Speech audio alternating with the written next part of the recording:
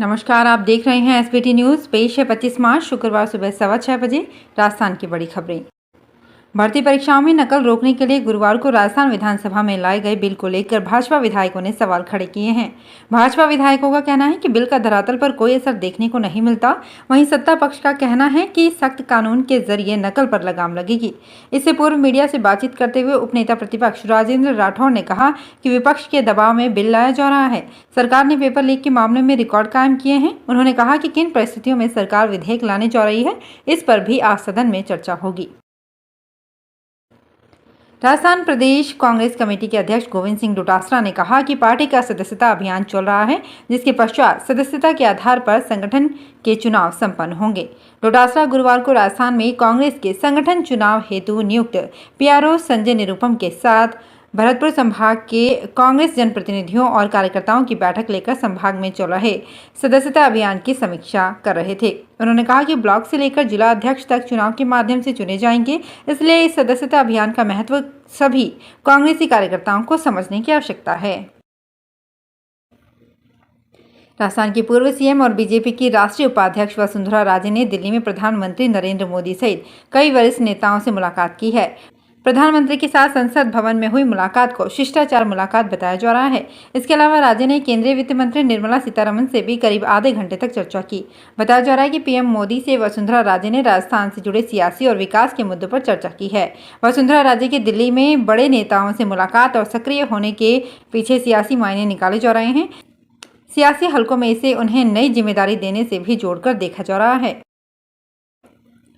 राजस्थान के जिन संस्कृत प्राथमिक विद्यालयों में शिक्षकों का अभाव है, वहां रीट लेवल प्रथम में शिक्षकों की चयन प्रक्रिया पूर्ण होने पर सभी रिक्त पदों को भरने का प्रयास किया जाएगा। संस्कृत शिक्षा मंत्री डॉक्टर बी.डी. कल्ला ने गुरुवार को विधानसभा में आश्वस्त किया कि 253 शिक्षक मिलने पर 146 विद्यालयों में भी और शिक्षक लगा दिए जाएंगे। डॉक्टर कल्ला ने बताया कि वर्तमान में प्रदेश में कुल 423 राजकीय संस्कृत प्राथमिक विद्यालय संचालित हैं। उनमें 268 विद्यालय में 2 या 2 से अधिक शिक्षकों के पद स्वीकृत हैं। 25 मार्च को शाम 4 बजे योगी आदित्यनाथ दूसरी बार उत्तर प्रदेश के सीएम पद की शपथ लेने जा रहे हैं। इससे पहले मंत्रिमंडल को अंतिम रूप देने के लिए लखनऊ से लेकर दिल्ली तक भागदौड़ जारी है।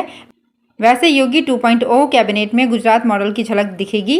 पीएम नरेंद्र मोदी इस बार के मंत्रिमंडल को 2024 लोकसभा चुनाव को ध्यान में रखते हुए बनाने के सुझाव दिए हैं। उन्होंने कहा है कि ये यूपी की फ्यूचर कैबिनेट हो जो अगले 15 साल तक काम कर सके।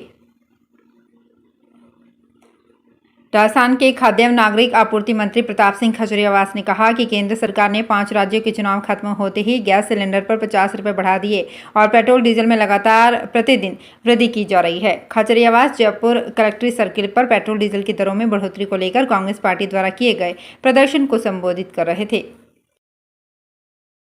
राजस्थान के वन मंत्री हेमाराम चौधरी ने आज विधानसभा में कहा कि विभाग द्वारा लाए गए पौधों में जीवित एवं नष्ट हुए पौधों की जांच के लिए कमेटी बनी हुई है और पौधों के संबंध में शिकायत होने पर विशेष कमेटी का गठन कर जांच कराई जाएगी। चौधरी ने बताया कि फलौदी, जैसलमेर और बाड़मेर में सोलर प्लांट लग रहे हैं। जिन कंपनियों द्वारा ये प्लांट लगाए जा रहे हैं उन्हें निर्देशित किया जाएगा कि वे अधिक से अधिक पौधारोपण करें। प्रतियोगी परीक्षाओं सहित कोई भी सार्वजनिक परीक्षा में नकल रोकने के लिए सख्त प्रावधानों वाला एंटी चीटिंग बिल राजस्थान विधानसभा में पास हो गया। बिल में परीक्षाओं के पेपर लीक और नकल गिरोह में शामिल लोगों को अपराध साबित होने पर 5 से 10 साल तक की सजा का प्रावधान किया गया है। नकल कराने में शामिल लोगों पर सजा के साथ 10 लाख से 10 करोड़ रुपए तक का जुर्माना लगाया जा सकेगा। गर्मी का मौसम शुरू होते ही अलवर शहर में पानी की किल्लत बढ़ती जा रही है। लोग पानी की समस्या से परेशान होकर आए दिन जाम लगाने को मजबूर हैं। वहीं लोग जलदाय विभाग कार्यालय में पहुंचकर अधिकारियों को खरी खोटी सुनाने में लगे हुए हैं। वार्ड नंबर 24 मनु मार्ग हाउसिंग बोर्ड और 29 में पानी की समस्या से परेशान महिलाओं ने आज ज्योतिराव फूले सर्किल पर जाम लगा दिया। जाम लगने से वाहनों की लंबी लाइनें लग गई। इस दौरान छात्राओं और महिलाओं में हाथापाई हो गई। दरअसल जाम के चलते छात्राएं कॉलेज नहीं जा पा रही थी, जिसके चलते गहमा गहमी हाथापाई में बदल गई। जयपुर हेरिटेज नगर निगम का खजाना खाली है। चालू वित्तीय वर्ष के कुछ दिन बचे हैं, लेकिन बकाया वसूली में निगम पीछे है। निगम नगरीय विकास कर इस साल टारगेट का आधा भी नहीं वसूल कर पाया है। हेरिटेज नगर निगम ने इस साल करीब 40 करोड़ रुपए नगरीय विकास कर वसूली का टारगेट किया था, लेकिन अभी तक सिर्फ 20.09 करोड़ रुपए ही यूडी टैक्स के वसूल कर पाए हैं। जबकि निगम टैक्स ने यूडी टैक्स वसूली ठेके पर दे रखी है। अब निगम प्रशासन ने 31 मार्च तक बकाया वसूली को लेकर विशेष निर्देश जारी किए हैं। नागौर और अलवर के बाद अब जयपुर कलेक्टर राजन विशाल ने जयपुर में ऑपरेशन संबल और चुप्पी तोड़ो अभियान चलाया है। विशाल ने बताया कि ऑपरेशन संबल अभियान के तहत सामाजिक सुरक्षा पेंशन व पालनहार योजना से वंचित पात्र परिवारों को चिन्हित करते हुए ई मित्र के माध्यम से ऑनलाइन आवेदन करवाकर समयबद्ध स्वीकृति जारी की जाए। इसके लिए जिला स्तर पर नोडल अधिकारी एवं जिला एवं ब्लॉक स्तर पर मास्टर ट्रेनर लगाए गए हैं। अभियान के लिए 30 अप्रैल तक लक्ष्य रखा गया है। राजस्थान लोक सेवा आयोग में गुरुवार को जन स्वास्थ्य अभियांत्रिकी विभाग की डीपीसी हुई।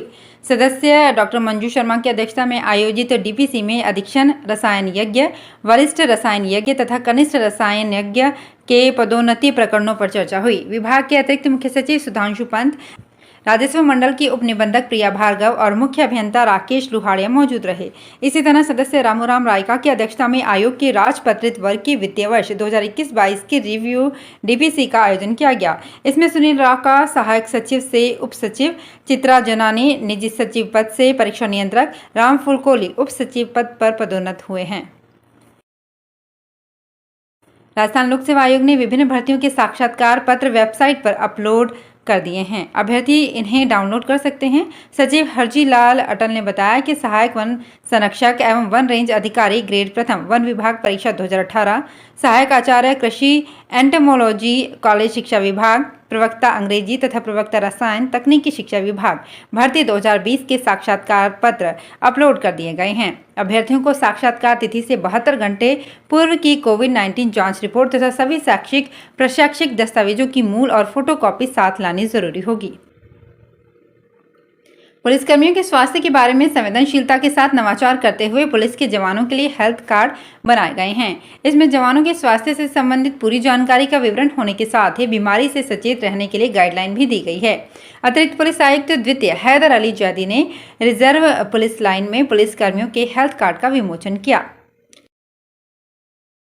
राजस्थान के सरकारी विभागों, उपक्रमों और निगमों के बकाया बिजली बिलों में छूट दी तो एक सप्ताह में ही राजस्थान डिस्कॉम के खजाने में 505 करोड़ रुपए आ गए। अब विभाग बकाया वसूली को लेकर सख्ती करेगा। इसके साथ ही वसूली की नियमित मॉनिटरिंग भी की जाएगी।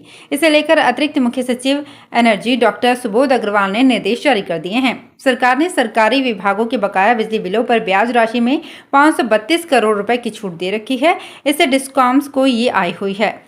तो फिलहाल इस बुलेटिन में इतना ही। फिर हाजिर होंगे कुछ और बड़ी खबरों के साथ। एसबीटी न्यूज के और भी वीडियोस को देखने के लिए हमारे चैनल को सब्सक्राइब करें और नोटिफिकेशन पाने के लिए बेल आइकन को प्रेस करें।